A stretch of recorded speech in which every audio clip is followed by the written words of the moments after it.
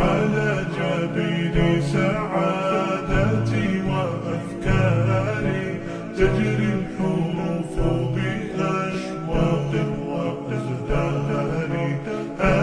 സംഭവം കാണാൻ നല്ല ചുരുക്കൊക്കെ ഉണ്ടല്ലേ? ഇന്ന് അത് പറ്റൂല കേട്ടോ, പറഞ്ഞുതരാം. പുരുഷന്മാർ സിൽവർ ചെയിൻ, ബ്രേസ്ലെറ്റ് അല്ലെങ്കിൽ വള പോലെയുള്ളവ ധരിക്കുന്നതിന്റെ വിധി എന്താണ്? കുറെ പുരുഷന്മാർ ഇത്തരത്തിൽ വളയും മാലയും ധരിച്ചു കാണുന്നു. ഇത് തെറ്റല്ലേ? നമുക്ക് നോക്കാം. ആഭരണങ്ങൾ സ്ത്രീകൾക്ക് വേണ്ടിയുള്ളതാണ്. അത് വെള്ളിയായാലും സ്വർണമായാലും ഡയമണ്ട് ആയാലും അവർക്കത് അനുവദനീയമാണ്. എന്നാൽ പുരുഷന്മാർക്ക് വെള്ളി മോതിരം മാത്രമേ സുന്നത്തായിട്ടുള്ളൂ.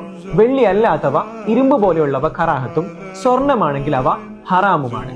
മുസ്ലിം പുരുഷന്മാർ സിൽവറിന്റെയും മറ്റും ചെയിനുകളും വളകളും ധരിക്കുന്നത് ഇക്കാലത്ത് വളരെ വ്യാപകമായി കാണുന്നുണ്ട്.